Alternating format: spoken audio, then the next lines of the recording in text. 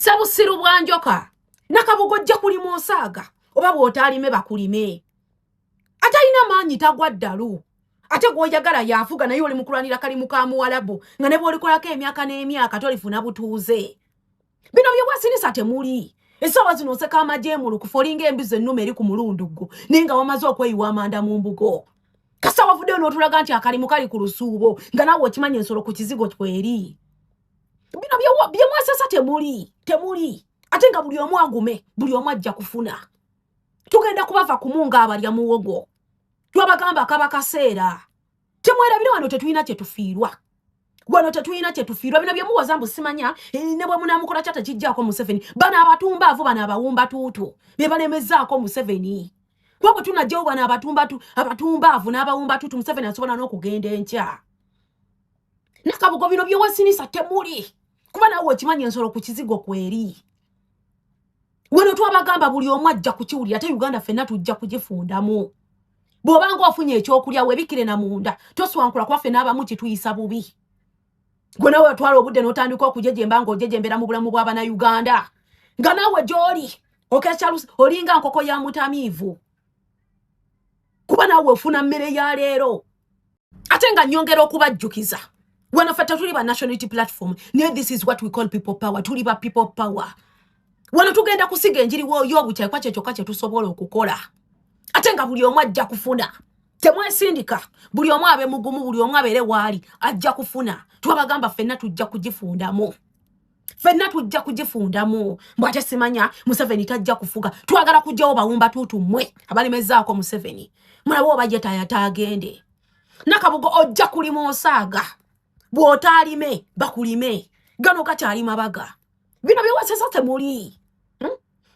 weesesa temuli kuba we tukwagala ffe twabagamba tetulina kye tufiirwa ate kasita otuwola ebbanja tumakinga sure nti tugenda ddi kuddiza.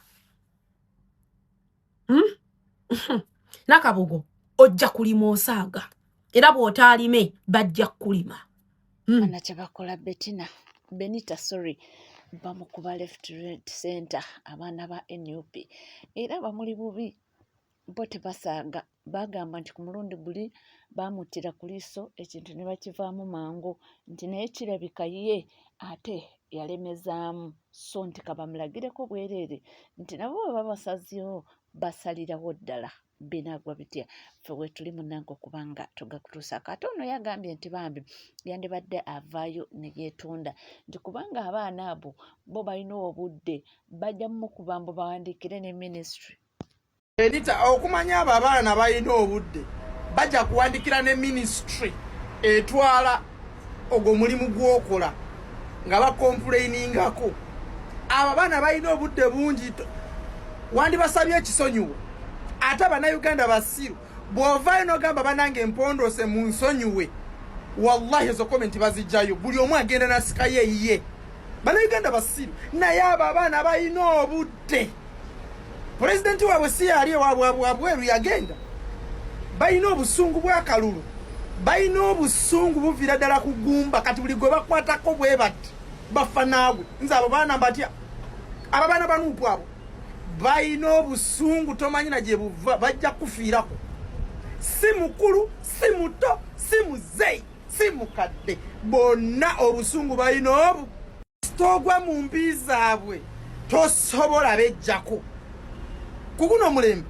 Abo baana bazibu nnyo bwe kinaba kyetaagisa okuwandikira mufalme kingi weeyo Bahrain bajja muwandikira email.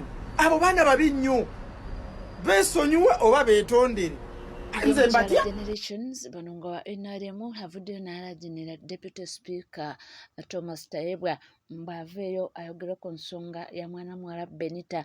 Yagambye nti bothi mupya mu Parliament ebintu tabitegeera bulungi nti wabula ye yeesiga nti omukulu Deputy Speaker ebintu ebigenda mu maaso aba abiraba era abitegeera bulungi. Deputy Speaker Honorable Tayebwa twetaaga ensonga ya Benita ng'eyogerwako ku grounds z'omu Parliament.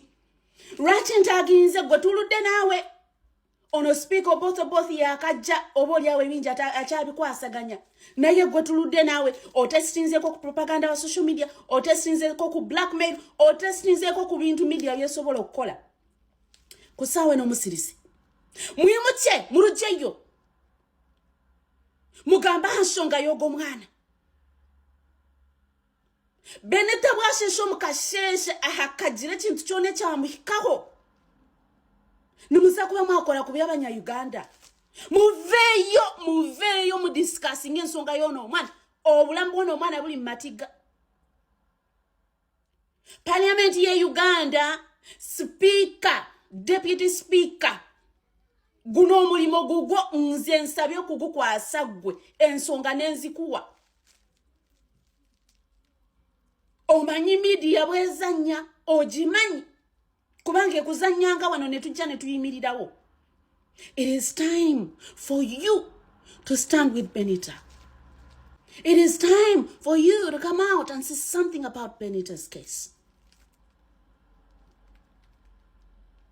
It is time for you to find safety for this young girl. Wetulete munange tubadde tukyalya ne bakatema nti government ya United States of America yasekulemberwa mukulu Donald Trump nti basindise mbu envoy okugenda mukomera okukyalira omukulu Okero Nyum.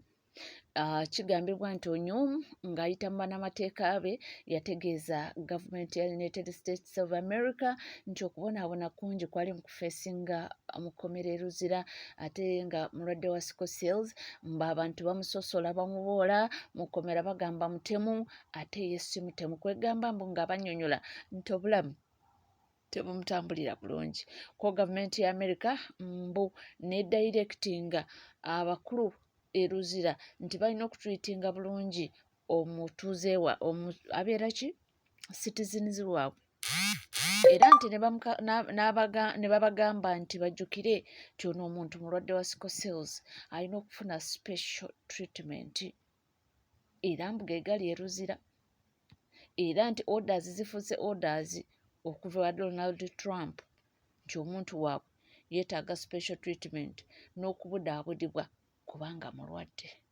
era nti Donald Trump agamba nti baagala omuntu waabwe bamuggyeko eyo gundi kye baali bamuwa ekyokuttibwa nti tekimugwana bantu bange tekusigala nga tukuwa updates byonna nga bwe bitambula twabadde tukyali awo Tamale Mirundi Junior agamba mbu yafunye amasimu agamutiisatiisa okuva yayogedde ku King Saha n'abategeeza nti era King Saha si wa bulijjo nga mmwe mubadde mulowooza era mbu n'abagamba nti sheeyo si ya King Saha.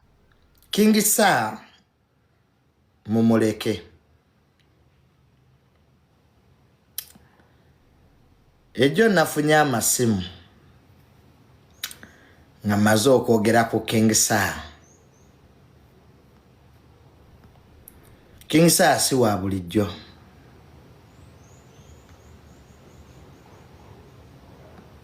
era eyo so siye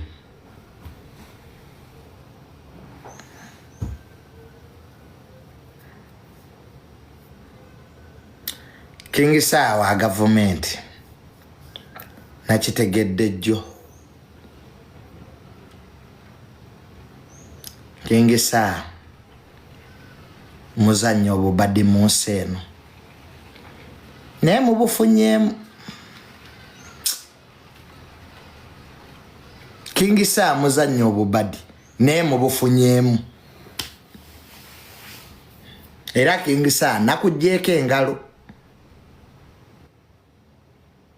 olana abapoliisi abazze okukwata bakutya ate nze kati what you call gundi press conference yadde ku NBS ane King Saha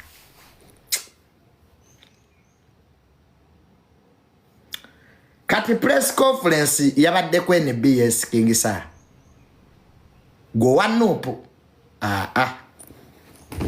ze bintu ya King Saha nabivuddemu kwane show na yeri mwaba nene anna Uganda kati zino embuzi ze bakubye emiggo mwe bivubuka mmwe ebyabadde bitambulira ku Kingsa ekyabakubizza muli embuzi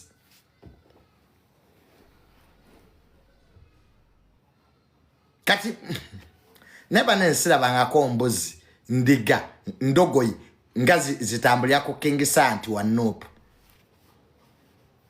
ekyo ekivulu ayataddemu ssente mumanyi ni concert yeyo Kingsa nakuvuddeko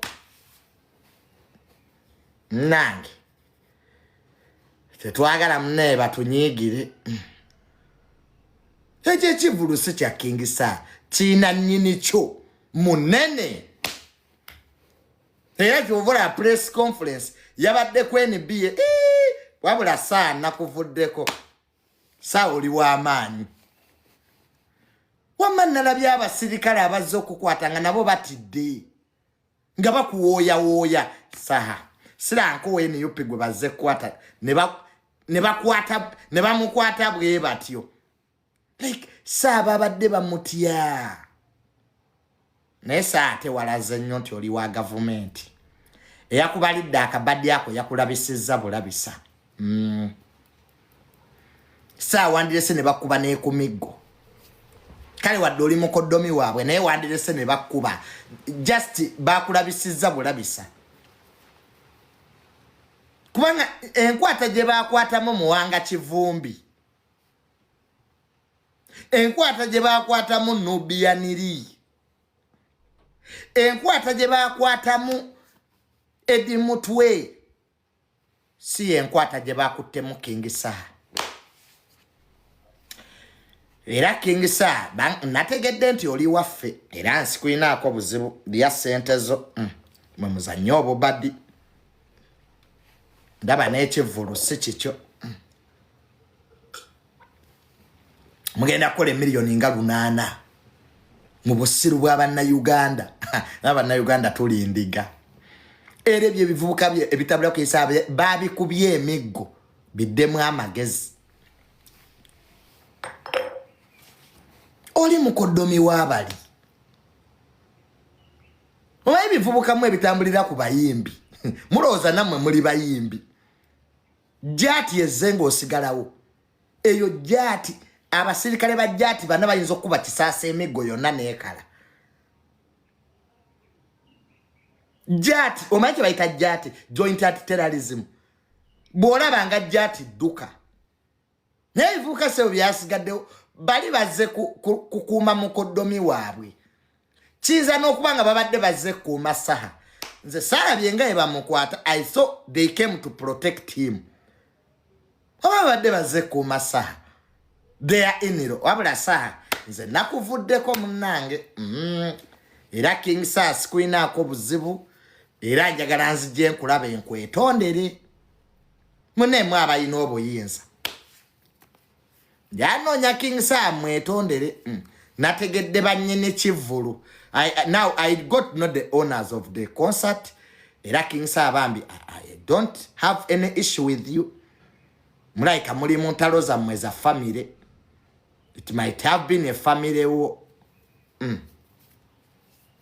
tulaika bali mu ntalo zaabwe za family yonna gye baawasa nange bwe bannomba ne bankuba mbw ate adde bazze kwata wini wa mami bane entalo oba nazo zaabadde za animal saawooma nange njagala mbeereko mu obulamu we bansindikira ku magye saawalogerawa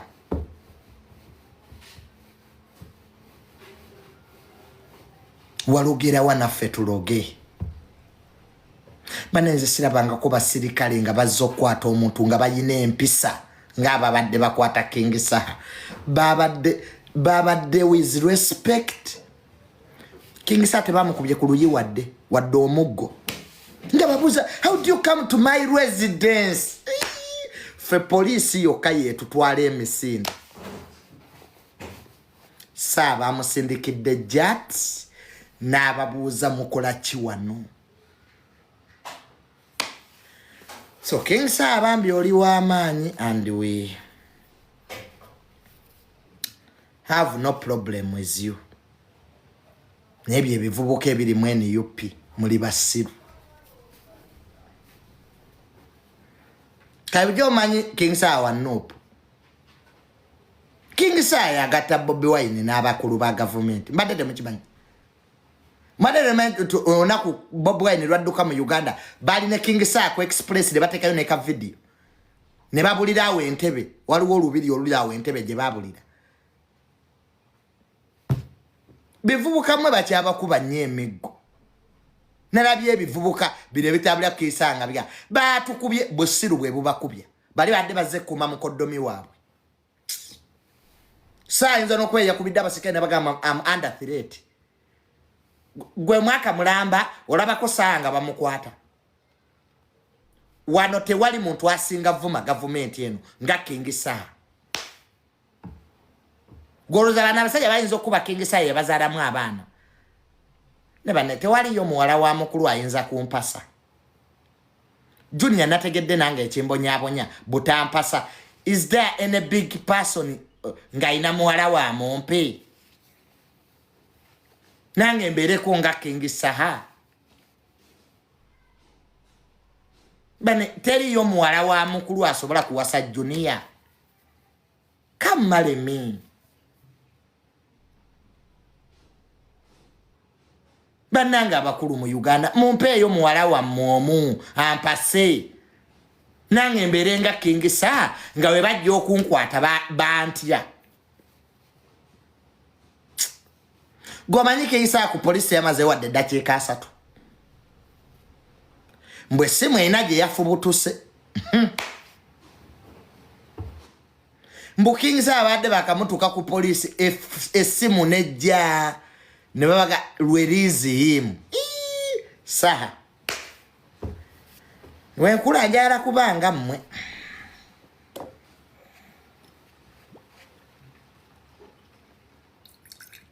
Gomanyi sente za federation bamuwa.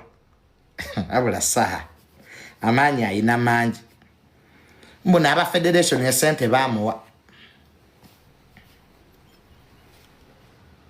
Tubawa munanga okubanga tugakutuusaako gona nga we gatambulira nga akagenda mu maaso naye nga sho eyogerwako ya lunaku olwaleero. Abantu bangi oba abamu bavuddeyo ne bagamba nti byonna ebyabaddeyo byabadde stand lwakubanga Abannayuganda mwagudde mu katego King Saa. Abamu ne batuuka n'okugamba nti mujjukire ne sho eyaggwa naye bakolawo stand nti bamukutte bakola ki. Mbu ekyo kisikkiriza naddala bali okuludda oluvuganya gavumenti ne bagamba nti tugende tuwagire omuntu waffe bamutaddeko akazito naye mbu teri kazito. Era oli yagambye nti mmwe abawoza mbu King Saa simanyi munankyukakyuka mbu kuba ne bwe bakutte abaana ab'enkyukakyuka weebuuza emirundi mmeka gye baali bakutte King Saa n'asulayo mu kkomera.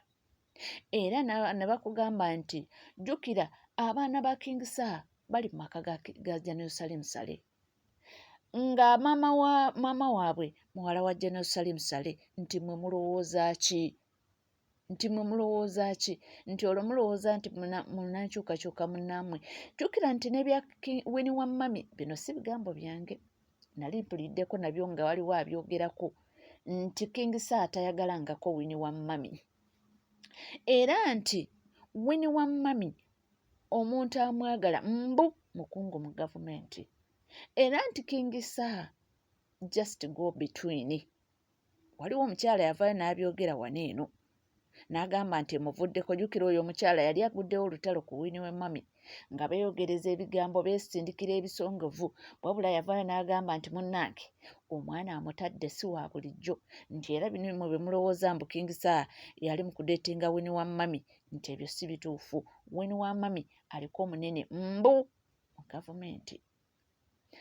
Era nti ezo zonna byonna bimugamba ababadde baagala akwata Winnie Wamami era muwala Salim Saleh nga yakiri emabega nti zonna zaabadde stand. King Saa teyeyagalangako ne Winnie Wamami.